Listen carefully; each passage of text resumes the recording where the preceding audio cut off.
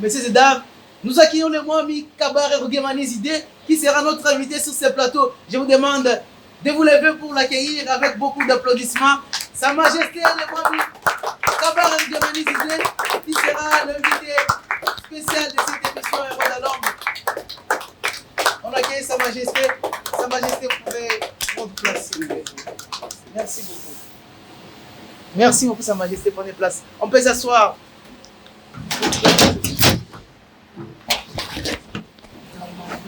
Alors, Sa Majesté, c'est pour nous un honneur de vous recevoir sur ce plateau. C'est rare dans cette émission Héros de l'Homme de recevoir un chef coutumier comme vous, un grand roi du Bouchi. Et qu'est-ce que ça vous fait d'être roi? Ce n'est pas quelque chose de très commun. Ce n'est pas quelque chose de très commun, mais je descends d'une longue lignée. Il a plu au bon Dieu que je sois celui qui va perpétuer la lignée des Kabaré. C'est ce que je peux vous dire par rapport à la question que vous me posez. Ah, justement, alors, vous avez 63 ans actuellement. Ouais. Et vous venez d'un père qui a été roi également, comme chez les Bachi, vous êtes le grand roi du Bouchi.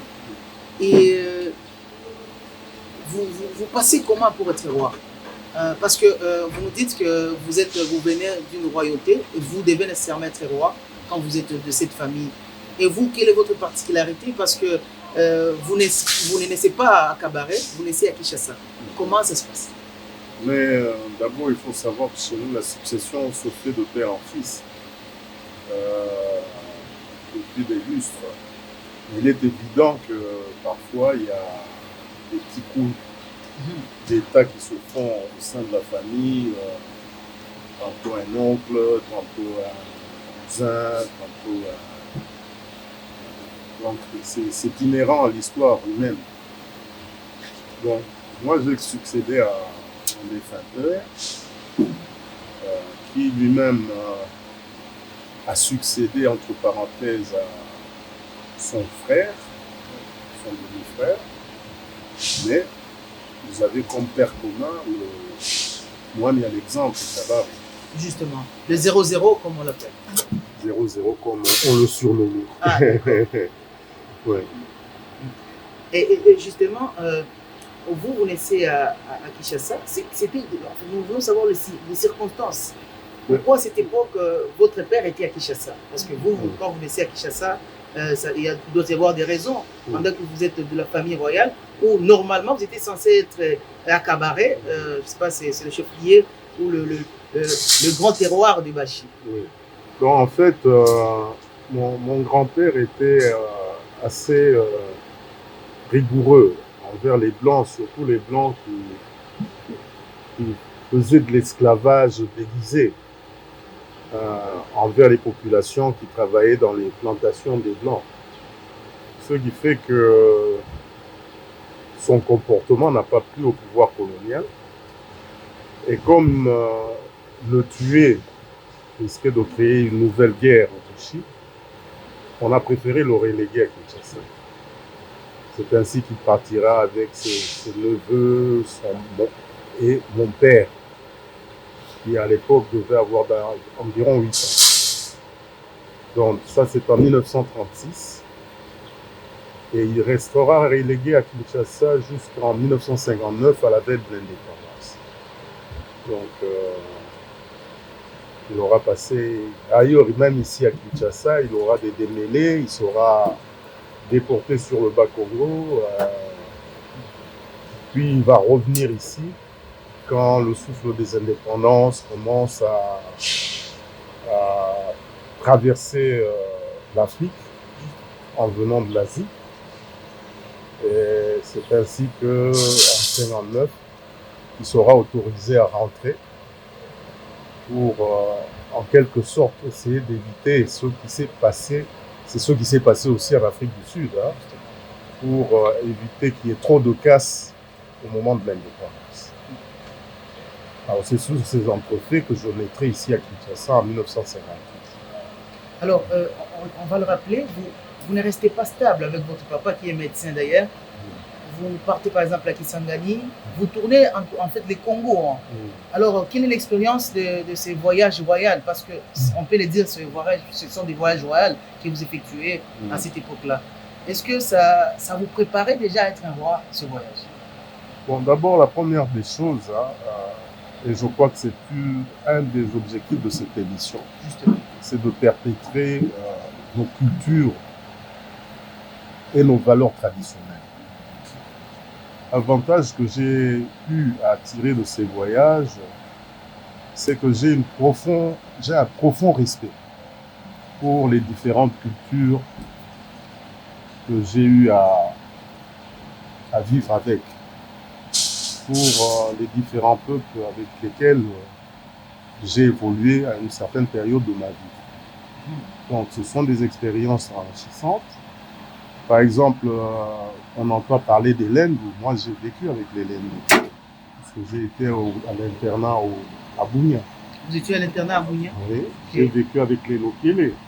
Puisque j'ai terminé ma 6e secondaire à Kisangani.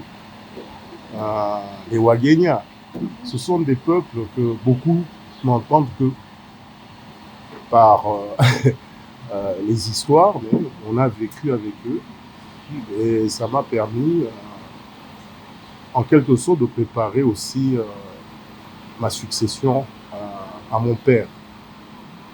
Donc, grosso modo, c'est ce que je peux vous dire sur ces différents périples que j'ai effectués. Alors, mais votre père va décéder, en fait. Et le décès de votre père, ça ne vous fait pas peur? Parce que gérer tout un royaume, ce n'est pas une chose facile pendant que vous vivez dans des situations qui sont complexes politiquement, où vous êtes dans la résistance, où vous êtes dans des fuites par-ci, par-là.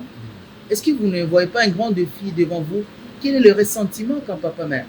Mais je vous dis, j'ai eu l'avantage en 1987 d'être élu député national.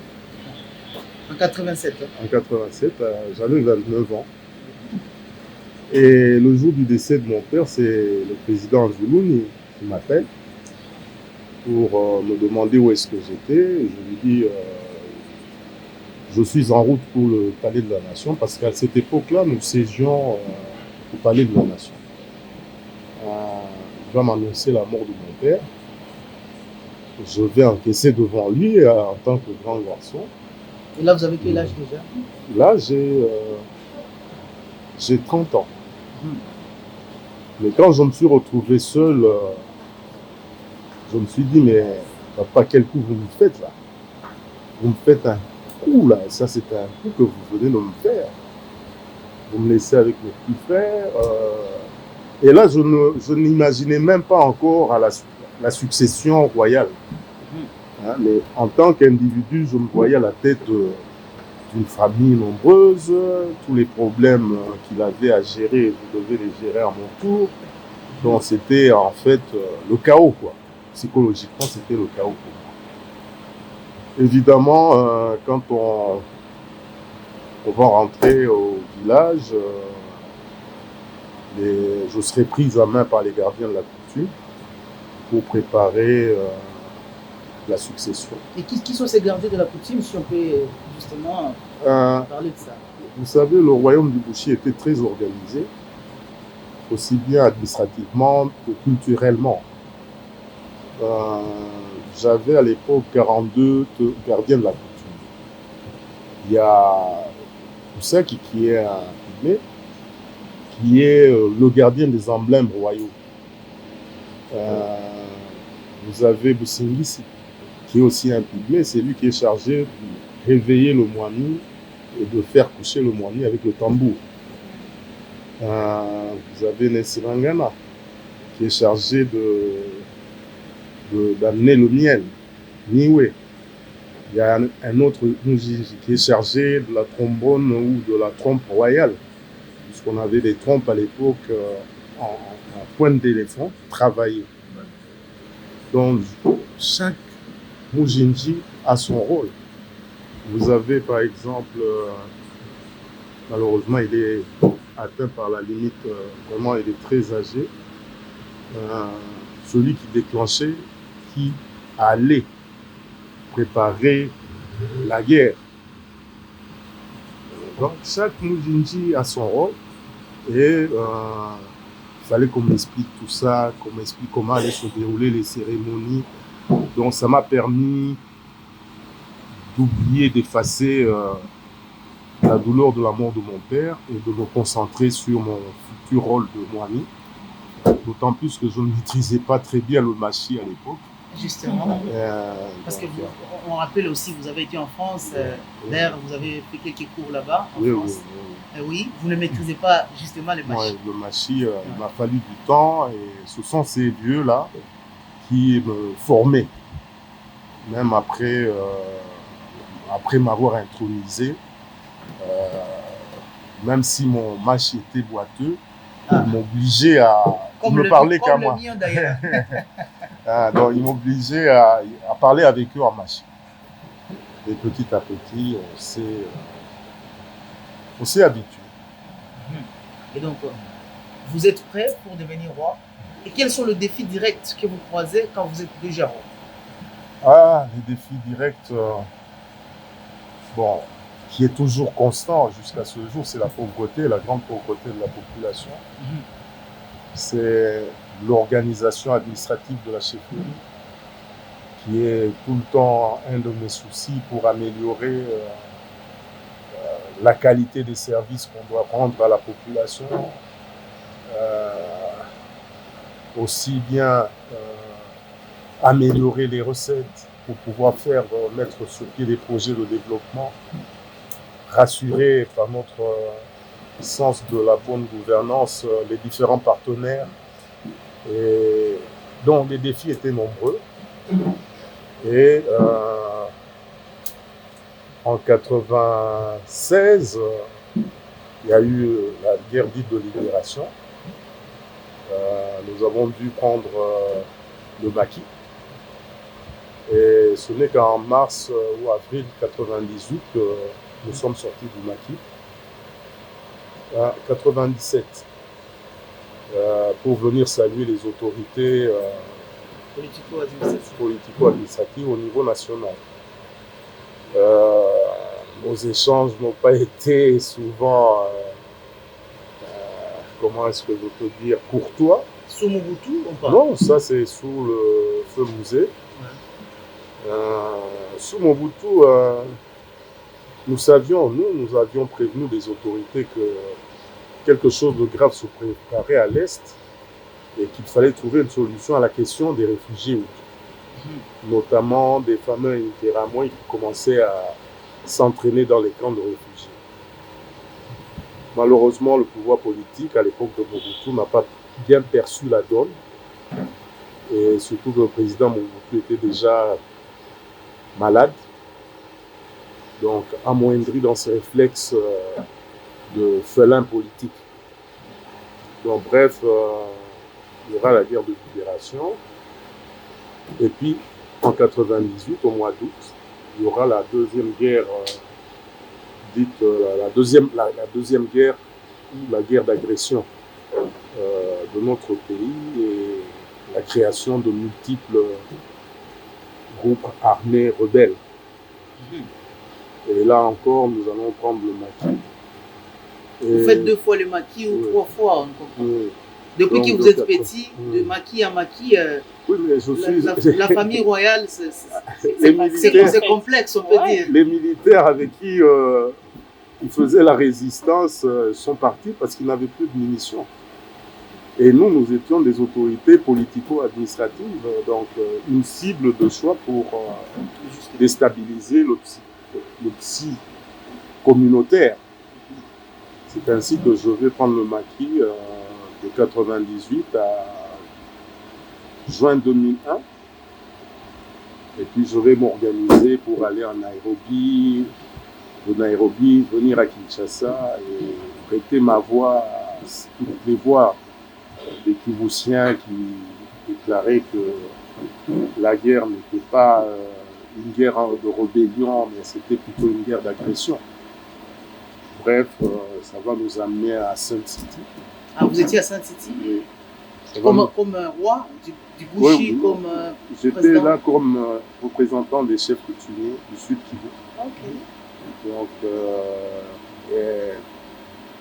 nous sommes rentrés ici. J'ai fait partie de la commission constitutionnelle dite de Matadi, puisque beaucoup oublient que quand nous sommes rentrés de Sun City, le premier ministre désigné, c'était Jean-Pierre Bemba. Alors, il fallait qu'on mette sur pied un texte juridique qui puisse permettre de gérer ces transitions. D'ailleurs, à cet effet, je dois vous dire que j'ai été à Bois-Dolité. Je ne dirai pas sur demande de qui ou qui, mais par le fait que je connaissais bien Jean-Pierre Bemba à l'époque de Mobutu, pour lui demander de revenir à Kinshasa.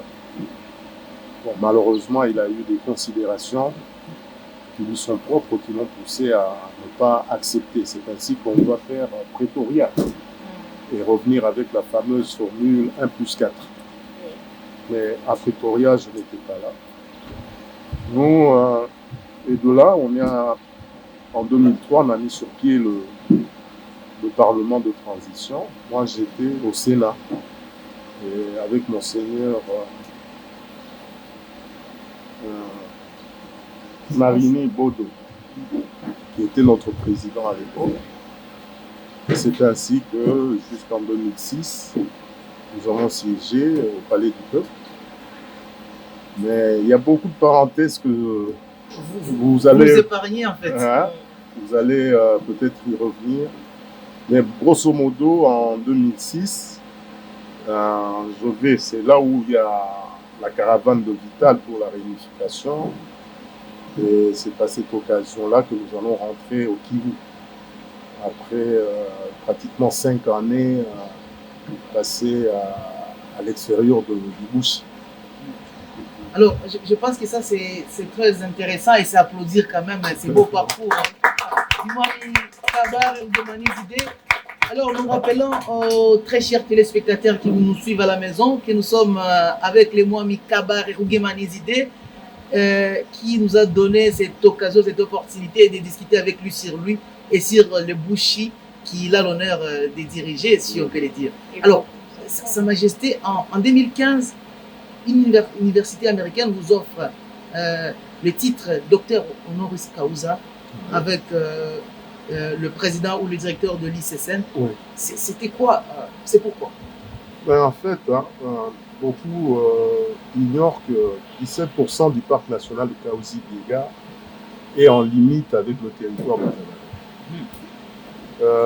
vous savez que c'est un parc qui servait de réservoir de gibier pour la population.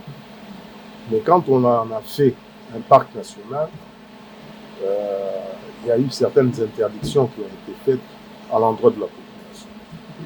Et l'approche qu'on avait à l'époque, c'était une approche policière. Donc, il fallait trouver une formule qui puisse permettre au parc national de Kahuzi-Biega de demeurer réellement un réservoir de biosphère, tout aussi en veillant aux intérêts des populations riveraines de ce parc, qui perdaient quand même, ont perdu certains leurs champs, d'autres ne pouvaient plus avoir accès à la viande de brousse, parce qu'il y a certains animaux protégés qu'il fallait absolument protéger des hommes, notamment le gorille des montagnes, les chimpanzés. Alors, nous avons essayé d'approcher les responsables du parc national de Kahuzi-Biega pour leur dire qu'on ne peut pas faire de la conservation de la nature sans penser aux populations riveraines de ce parc. C'est ainsi qu'on va mettre sur pied maintenant ce qu'on appelle l'approche communautaire. Donc, on va associer des délégués des différentes populations limitrophes du parc Kahuzi-Biega dans la gestion des crises. Notamment, par exemple, quand les éléphants sortent du parc et qu'ils vont dévaster les champs des villageois, nous devons trouver une formule pour que les villageois ne s'en prennent pas aux éléphants, mais qu'ils rentrent aussi dans leurs droits, parce qu'ils ont droit à la vie. Donc c'est ainsi que nous avons pu évoluer avec les responsables du parc national de Kahuzi-Biega. Et le taux de braconnage est vraiment tombé... à zéro ou non, non. On est des humains. Hein. Il ne manque pas l'un ou l'autre qui fait une petite incursion dans le parc pour braconner. Donc bref, avant les 2 guerres, nous avons pu quand même stabiliser le niveau de braconnage à un taux très faible. D'où ce prix de mon professeur Maurice Kaouza. Oui, donc on était suivi par les partenaires sur la façon dont on s'impliquait, les réunions qu'on tenait. C'est ainsi que j'ai eu l'honneur de me voir décerner un diplôme de docteur honoris causa en environnement et en développement durable. Ça c'est à applaudir quand même. Professeur, vous êtes docteur honoris causa en protection de la nature et c'est très intéressant. Mais avant de revenir sur quelque chose que vous avez présenté à Kinshasa il y a quelques jours, nous allons appeler un spécialiste du bush sur ces plateaux et qui va nous parler dans quelques instants devant les rois de ses ouvrages qu'il publie sur les bush d'ailleurs. Je ne sais pas si vous les connaissez, mais c'est une surprise. Messieurs et dames, sur ce plateau des héros de l'ombre, nous serons très honorés d'accueillir un grand notable d'Ibouchi, quelqu'un qui a écrit sur les Bouchi, un professeur d'université. Il enseigne à l'université de Lubumbashi, mais aussi à l'université catholique de Bukavu.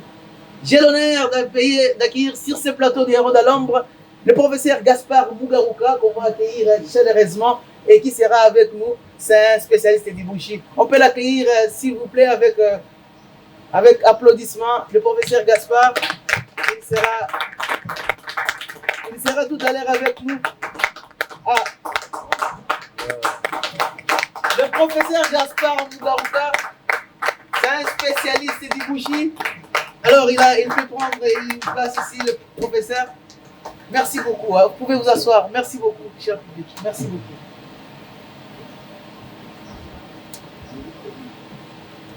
S'il vous plaît. Alors, professeur, vous êtes en face du roi, vous pouvez vous asseoir, s'il vous plaît. Ça va. Merci beaucoup. C'est retrouvailles, hein? Retrouvailles avec un expert de Bouchi. Nous n'avons que des surprises dans cette émission Héros de l'Ombre. Et Sa Majesté, nous voulons vous présenter le professeur Gaspard Mugaruka, un grand écrivain du Bouchi. Et pour commencer, il a quelque chose que je lis d'ailleurs. Je ne sais pas si vous aussi vous avez lu. Alors, il y a cet ouvrage, les Bashi et les Bahav de la République démocratique du Congo. Ce sont des traditions orales et histoire, bien sûr, du Bouchi. C'est un spécialiste du Bouchi. Ils sont apparus aux éditions CEDIP en avril 2021. Et ce n'est pas tout. Je rentre encore en arrière. Il y a cet ouvrage, Congo-Kinshasa, histoire dite de colonisation et récolonisation, paru aux éditions universitaires européennes. Le professeur Gaspard Mugaruka, bonjour. Bonjour. C'est pour nous un grand honneur. Voilà. Merci beaucoup. Alors, on va parler de tout ça. Professeur Gaspard, c'est pour nous un honneur de vous recevoir sur ces plateaux des héros de l'homme. C'est rare de recevoir des intelligents, des connaisseurs comme vous. Et vous êtes aussi un mouchi, quand même. Oui. Vous êtes un mouchi? C'est mouchi. Donc, vous êtes sous sa responsabilité, coutumièrement, je peux dire. C'est mon Mwami. C'est votre roi. Oui. Okay. Je suis parmi ces notables. Et alors, comment vous paraissez aussi connaisseur du Bouchi Buhavu? Quel est ce secret avec tout ce que vous avez fait? Alors, je rappelle, ce livre a été préfacé par le professeur Edouard Ndoua Solol, qui n'est plus en vie, malheureusement. Alors, comment êtes-vous aussi connaisseur du Bouchi et du Buhavu? Bon, je m'intéresse beaucoup à l'histoire du Bouchi et du Buhavu. Je m'intéresse à tout ce qui concerne la culture de mon terroir. J'ai grandi au village et quand j'ai terminé mes études secondaires, je me suis fait inscrire en histoire à la faculté des lettres. À la faculté de lettres. Là, vous êtes à Lubumbashi. à Lubumbashi. Ouais. Je terminais ma licence en histoire et comme semble que j'avais brillé, j'étais le major de ma promotion. Ah ouais. Vous distinguiez, si on peut le dire, hein, Oui. les distinctions en distinction. Et Ah, j'ai été retenu très bien. assistant à la faculté. Mhm. Et voilà comment j'ai commencé à m'intéresser à l'histoire ancienne des Bouchis et des Boivos. J'ai eu la chance de tomber sur un professeur américain, Ouais. le professeur Richard Sigwalt, qui lui-même a fait une thèse sur les Bouchis. Son épouse aussi a travaillé Ce sont les Américains qui Ce ont sont les travaillé Américains. sur le Bushi. sur les Bouchis. Ah, Il y avait un autre professeur, le professeur Newberry, qui a fait une thèse sur les Boivos, et principalement sur l'île Idjwi. mhm. Donc, ce sont ces grands professeurs qui m'ont orienté vers ces études sur les Bouchis et les Boivos. Alors, justement, on va revenir sur ces livres. Alors, ici, vous parlez également de la royauté. Oui. Et dans quel angle vous liez la royauté Bashi Bahavu? Bon, si je peux le dire. Bon, je voudrais vous dire que nous avons, nous Bashi, nous Bahavu, les mêmes us et coutumes. Ah, C'est-à-dire que nous donc, partageons la même histoire, le Bashi. le et même Bahavu. passé. En fait, comme disait quelqu'un, nous nous retrouvons en présence de deux communautés qui partagent, comme je l'ai dit, les mêmes us et coutumes, Mhm. des communautés qui appartiennent au même clan. Parce qu'au fait, toute organisation chez les Bachis et les Boivos part d'abord de l'organisation de base, des organisations d'origine. Donc, tout a commencé par l'installation de familles, des familles qui ont évolué, qui se sont développées, créer des lignages, lignage mineur, le lignage majeur, le lignage ont fini par devenir de clans. Et les Bachis comme les Bahavou appartiennent au même clan et aux mêmes familles, si je peux m'expliquer. Très bien. Alors, si on comprend bien, et d'ailleurs, il parle, tous les deux peuples parlent Machi comme langue, Non. où il y Il y a a. les Mahavou, il faut reconnaître qu'il y a les Mahavou, mais c'est les Machis. Disons, c'est la même langue, Ah, ok. sauf que il y a une différence dans le ton. Les tons. Ceux qui sont vers les lacs parlent le Mahavou, qui est le Machi qui se rapproche des autres langues voisines, notamment les Kirundi et les Kinyarwanda. Ah, Ouais. Mais c'est les Machis, c'est le ton. C'est comme vers le sud. Vous avez les Bafulero qui parlent aussi une langue voisine au Machi, mais avec des mots puisés du Kirundi et du Kivira. ah. Alors, nous comprenons déjà qu'il y a en fait, cette cohabitation, d'ailleurs, cette ressemblance, et d'ailleurs, on peut dire que c'est un même peuple, comme vous venez de le dire, professeur. Oui.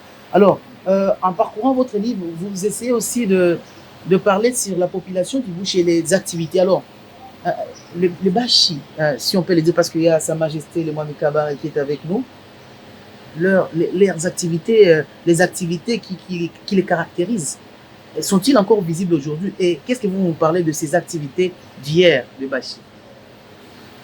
Non, le Mouchi, si on peut le définir d'abord. Mhm. Le Mouchi est un agriculteur. Il est attaché à la terre. Parce que quand vous analysez, vous décortiquez le terme Mouchi, vous allez trouver le mot Nchi, Nchi, la terre. Ah, Chi, ça veut dire la terre. La terre. Ouais. Anchi, par terre. Le Chi, Nchi, donc c'est l'homme attaché à la terre. Ok. Mais le Mouchi est aussi éleveur-pasteur. Éleveur-pasteur. Le Mouchi s'occupe aussi de la chasse, mais c'est une activité qui est réservée à une catégorie de population. Le Mouchi est artiste ou artisan.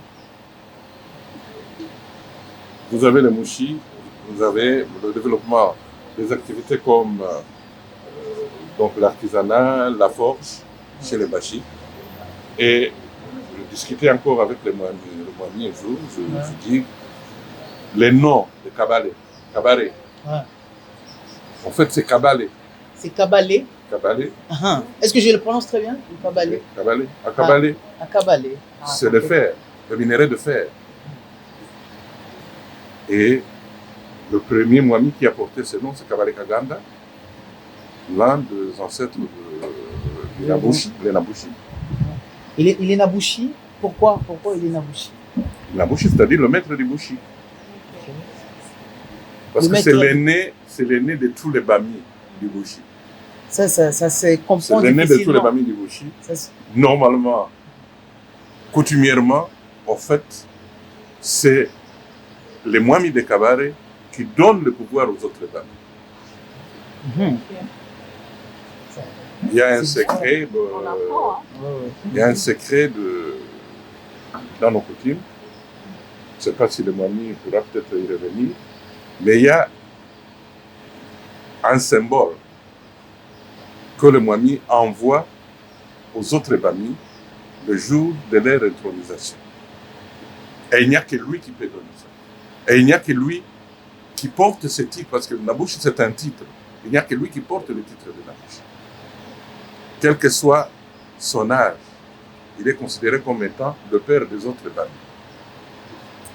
excellent, ça.